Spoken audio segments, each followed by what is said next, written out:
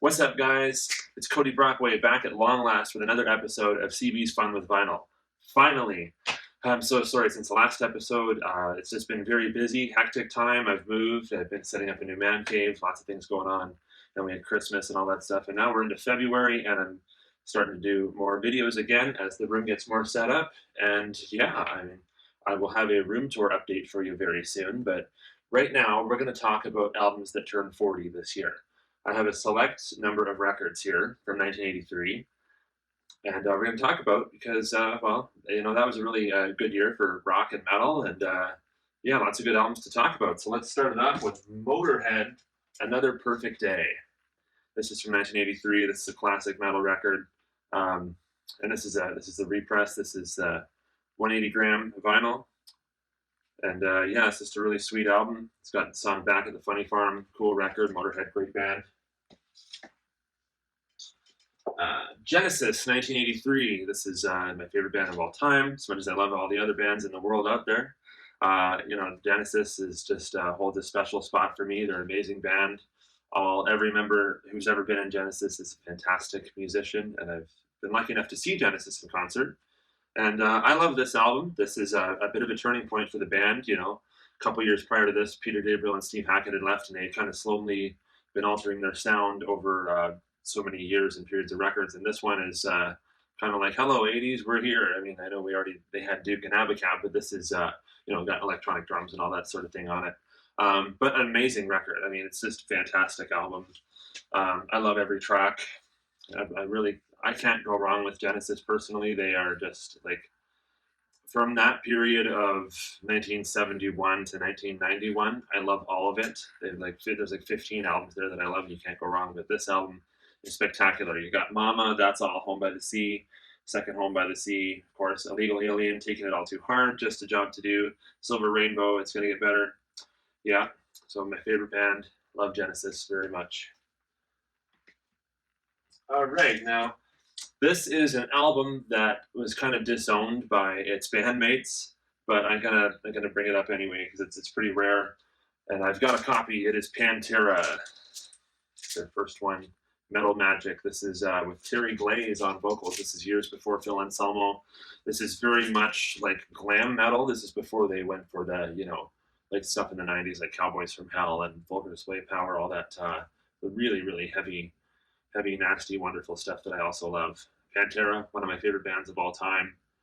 This record, not as great as what was going to come, but this is a big collector's piece, and without this, we probably wouldn't have the Pantera that we know today. So, yeah, Metal Magic. There we go. David Bowie, Let's Dance. We're going into some 80s pop here, but not in a bad way. This is a great record. I love the song Modern Love. I really like the whole thing. Cat People, Putting Out Fire, China Girl, of course. There's a lot of hits on this. Wow. Let's Dance, of course. Yeah, this is a great sounding pop record, and just quite a endeavor in Bowie's long career. Another one is Ozzy's Bark at the Moon. So as anyone who's probably watching this video knows, the tragedy that struck Ozzy's band the year prior to this, when Randy Rhoads was killed in a helicopter crash, R.I.P. Randy, which kind of sent Ozzy through a loop. But they did come out with this great album. He hired Jakey Lee on guitar, and we got Bark at the Moon. Yes, it's an original Bark at the Moon. He needs to reprint this. One of my favorite albums of all time, Police, Synchronicity. I love all these albums, but this is a landmark in music production, and especially drums. There's to the drum sound on this. I mean, Hugh Padgham also produced the Genesis album too, which is obviously great. He had a stride there where he was working with Peter Gabriel and Genesis and Police and all these great bands at this time. And this album is flawless. It doesn't have a second of music that sucks. It is just, from the time you put it on to the time you take it off, it is just like first track to the last track. It's amazing. And every song's a hit, like every song is pretty famous on this record, but I love the famous ones, and I also love stuff like Miss Gordinko. Great record. Masterpiece, actually. What else do we got here? Yeah. or should I say yes? We've got Yes. This is produced by Trevor Horn. This album is called 90125. This is from 1983. Um, Yes had actually broken up prior to this coming out, and then Chris Squire met Trevor Rabin. And look at that, yeah, it's the tricolor anniversary edition vinyl. I do have an original too, but I want to show you this. Yeah, so Chris Squire and Alan White, R.I.P., had met Trevor Rabin, and he had written a bunch of songs, and they liked playing with him. And Chris Squire said, "Why don't I call up John Anderson and see if he'll sing on it?" And he decided to, and John said, "Well, we should call this Yes."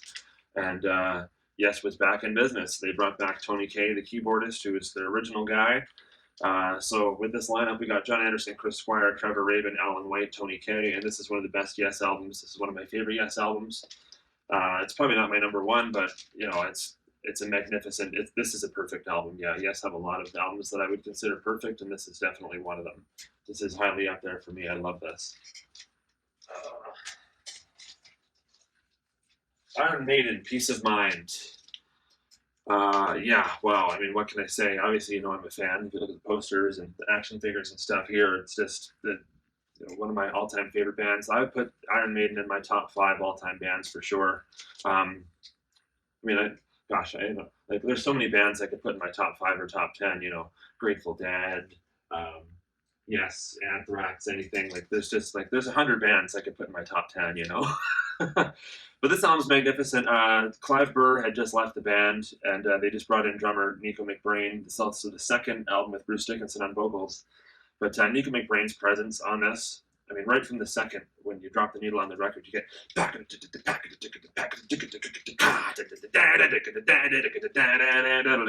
that's Where Eagles Dare. That is how you introduce your drummer to your audience, okay? That's how you do it, people.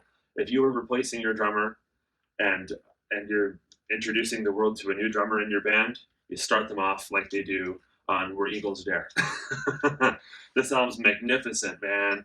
Where Eagles Dare, Revelations, Flight of Icarus, Die With Your Boots On. But that's just side 1. Side 2 is The Troopers, Still Life, Quest for Fire, Sun and Steel, and To Tame a Land. This is a magnificent record.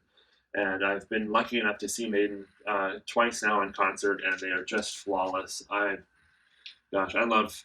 There's probably like maybe one album that this band did that I didn't like very much, and it wasn't for many, many years to come after this. Fucking great album. Awesome. What do we got next? Yeah. Okay.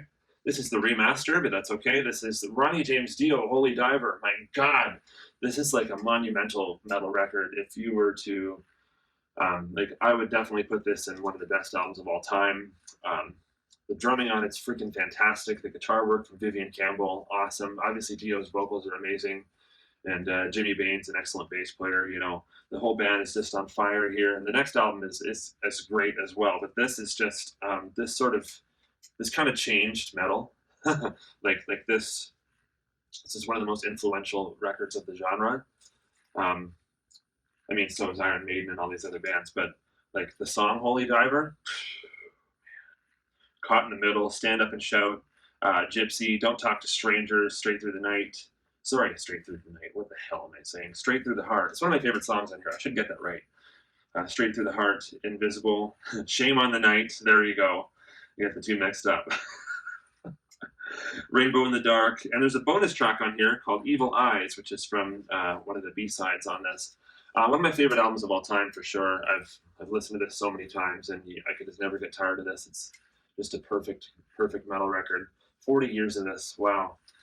Fun fact, actually, my dad was in a band called Rabbit when Dio was in Black Sabbath, and they toured with Black Sabbath, with the Dio era, you know, for about a month across North America in 1981. And when Dio went to do his solo thing, he actually called my dad. This is pretty cool. I don't know how many of you know this, but he actually called my dad and asked him if he wanted to play bass on it. My dad said, sure. But then he ended up going with even older friends than that, Jimmy Bain from the Rainbow period. So, but hey, you know, that's still a good memory for my dad to have, and cool thing to think about and talk about, right? Especially, I love this record so much. My gosh. Anyway, Holy Diver by Dio. This one is massively underrated. by a band that sold millions of records, a well-loved band across the world. And yes, I'm talking about Flick of the Switch by AC/DC. Um, this marked a change in the sound of the band. They had worked with Mutt Lange for a couple of records, and like the soul, Back in Black's my favorite AC/DC album. Back in Black, Highway to Hell.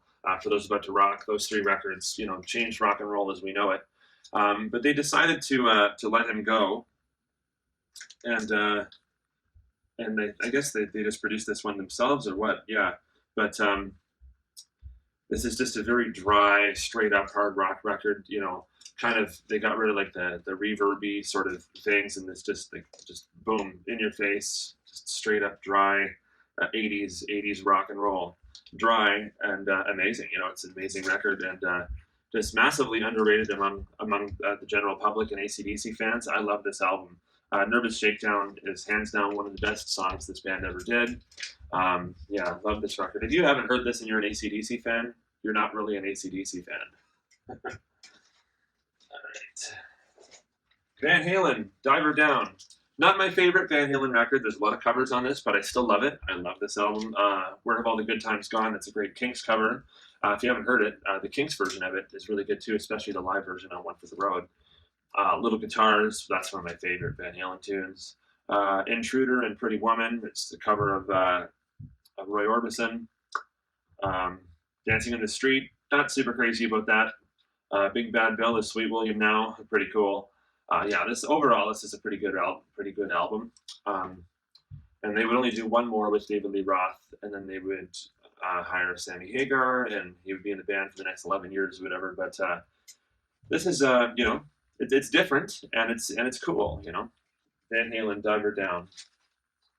Next up, we've got Def Leppard, Pyromania. Yeah, you can't talk about 1983 and not bring up this album.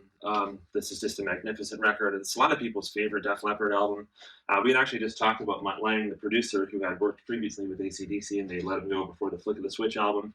Well, these guys had just brought Mutt Lange on ship, just I guess on the album before this, which would be High and Dry. But another great album, by the way. But 1983, this is one of my favorite Def Leppard albums, and a lot of people would probably feel the same. Every song on it is great from the second you put the album on to the second it's over. Rock Till You Drop, Photograph, Stage Fright, Too Late for Love, Die Hard the Hunter, Foolin', Rock of Ages, Coming Under Fire, Action Not Words, and Billy's Got a Gun. Every track on this is just awesome. Iconic album, great cover, like just love it, Big time influential record, love it very much. And speaking of influential records of 1983, I'm going to let you take a second to guess what's coming up next. Bam, bam, time's up. Metallica's Kill 'Em All. You didn't really think I was going to do a video from 1983 albums and not talk about this one, right? One of the most influential records of all time. This just totally did a lot for the whole thrash scene of the 80s and sort of brought it to a different level. I mean, them as a band, they one of the most influential, inspirational bands of all time. They really, changed metal music as we know it today. And yeah, this is the Cliff Burton era. Obviously, it's the first album. This is an original Canadian Bonsai pressing too, by the way. I have other pressings of it as well, but I wanted to show this one. This is a classic record, as you know. I don't even need to really talk too much about that. But this is on the Black Bonsai label. Let's see if we can talk about. I can show you this up close. Bonsai, pretty sweet. Yes. Yeah, so this is Bonsai, a subsidiary of Megaforce Records, which of course they were on in the 80s. And this album started a career for a lot of bands, especially Metallica. It's a big time record.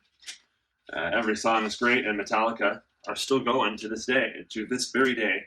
And they're coming out with a new album in April, and the singles have been great. I can't wait to hear it. They're one of my all-time favorite bands of all time, ever. And we're going all the way to Montreal to see them in concert. We're taking a train to Quebec City, then to Montreal to see them for their double night weekend show.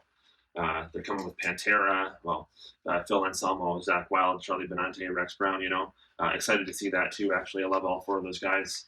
And we know it's not Diamond Vinny, but hey, that's, it is what it is, right? And still good music, good musicians. Five Finger Death Punch will be there. Mammoth, Wolfgang Van Halen, Ice Nine Kills, but Metallica, yeah. I've never seen Metallica, so they've been one of my favorite bands for years and years. I just love the shit out of them, and you know, R.I.P. Cliff Burton. Yeah, I mean, just great album, highly influential. People are still talking about all of these albums 40 years later. So these bands were doing something right. I'm telling you. All right, stay tuned. There's more videos to come in the near future, and you'll be getting a room update tour very soon. And I hope you guys stay on with me and like and subscribe and all that fun stuff. Leave comments down below. Of course, I've probably missed a couple that maybe you feel deserve to be on this list. So if I have, please tell me what they are. I'd love to see them. And if I haven't heard them, I'd like to hear them too. So let me know, okay? All right. Rock and roll, people. Thanks for watching. Have a great day.